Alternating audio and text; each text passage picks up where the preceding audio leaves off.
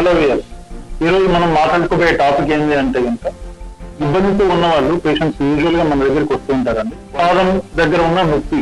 So చాలా మంది patients పాదం దగ్గర ఉన్నటువంటి నొప్పితో సఫర్ అవుతూ ఉంటారండి.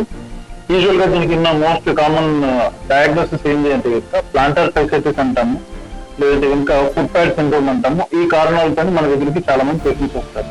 మన దగ్గరికి వచ్చిన పేషెంట్ చెప్పే ప్రధానమైన కంప్లైంట్ ఏంటంటే పాదం దగ్గర నొప్పి అనమాట. అది కూడా ఏంటంటే ఎర్లీ మార్నింగ్ పొద్దున లేచిన వెంటనే పెయిన్ అనేది ఎక్కువగా ఉంటుంది. పోయే కొద్దీ అంటే నడిచే కొద్దీ ఆ యొక్క నొప్పి యొక్క తీవ్రత అనేది తగ్గుతూ ఉంటుందని ప్రధానమైన కంప్లైంట్ చెప్తుంటారు అనమాట.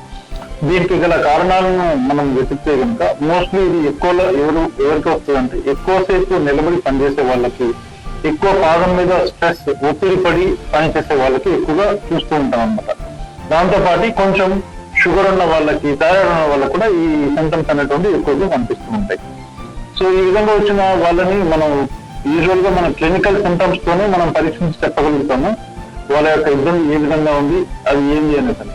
బట్ దీనికి ఉన్న ఒక టెస్ట్ ఏంటంటే కనుక అల్ట్రాసౌండ్ స్కాన్ లో మాత్రం మనం డయాగ్నోస్ చేయగలుగుతాము. అక్కడున్న కండలో ఉన్నటువంటి వాపు అదంతా కూడా మనం అబ్జర్వ్ చేయగలుగుతాం. అండ్ చాలా మంది పేషెంట్స్ మన దగ్గరికి ఎక్స్రే తీసుకొని డైరెక్ట్ గా వస్తారు. కరెక్ట్ కాదండి. మోస్ట్లీ ఎక్స్రేలో మనకు పెద్ద చేంజెస్ ఏం కనిపించవు. ఒకటి క్యాల్కేనియల్ స్పర్ అంటాం అనమాట, అదొకటి మాత్రం కనిపించే ఛాన్స్ ఉంటుంది.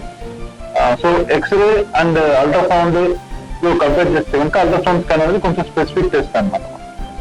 అండ్ ఈ విధంగా వచ్చిన వాళ్ళకి మనం ఇచ్చే ట్రీట్మెంట్ ఏంటి? సో ఇది మెయిన్ గా మన మెడికేషన్స్ తో ఉన్న ట్రీట్మెంట్ కంటే కూడా వాళ్ళ యొక్క లైఫ్ స్టైల్ చేంజెస్ అనేటువంటి మార్చుకుంటే కనుక దీనికి ప్రధానంగా మనం ట్రీట్మెంట్ అనేది చేయొచ్చు అనమాట.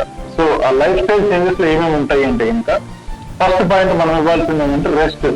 సో ఎక్కువసేపు నిలబడకుండా చూసుకోవడము, అది ఫస్ట్ పాయింట్.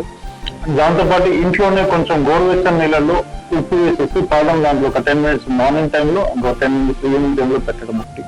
తర్వాత స్ట్రెచ్చింగ్ ఎక్సర్సైజెస్ అంటాం అనమాట. సో పాదం వెనక్కి అనేసి దాని యొక్క స్ట్రెచ్చింగ్ అవ్వడం వల్ల దాంట్లో ఉన్నటువంటి తీవ్రత అనేది తగ్గుతూ ఉంటుంది. దాంతోపాటు బాల్ ఏదైతే ఉందో రఫ్ గా ఉన్న బాల్ ని కొంచెం పాదం కింద పెట్టేసి దాన్ని ముందరికి వెనక్కి రోల్ చేస్తూ చేసే ఎక్సర్సైజ్ అనమాట.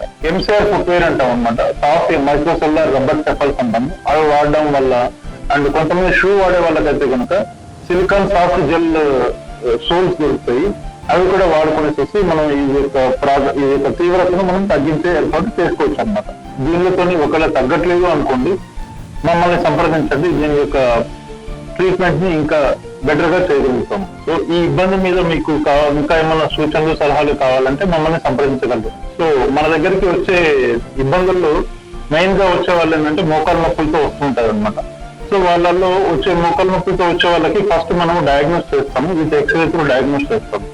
ఒకవేళ వాళ్ళకి మోకాలు నొప్పి బాగా తీవ్రంగా ఉంది, వాళ్ళ ఆపరేషన్ వరకు వెళ్ళేదానికి ఇబ్బందిగా ఉంది అనుకోండి, ఇంకొక ఆప్షన్ ఏముంది అంటే కొత్తగా లైక్ అకార్డింగ్ టు మన గైడ్ లైన్స్ ప్రకారం మనం బోన్ మ్యారో ఆస్పిరేషన్ అనేసి మనకు తుంటి దగ్గర ఉన్న ఎముక నుంచి మూలుగు లెక్క తీస్తామన్నమాట. తీసిన తర్వాత దాన్ని ప్రిపేర్ చేసేసి మోకాల లోపల ఇంజక్షన్స్ ఇస్తాం. అండ్ దీనివల్ల మనకి మోకాల నొప్పులతో బాధపడే వాళ్ళకి చాలా రిలీఫ్ అనేది వస్తుంది అనమాట. ఇది మన యొక్క పేషెంట్ డేటాను చూసుకుంటే మీకు అర్థమవుతుంది.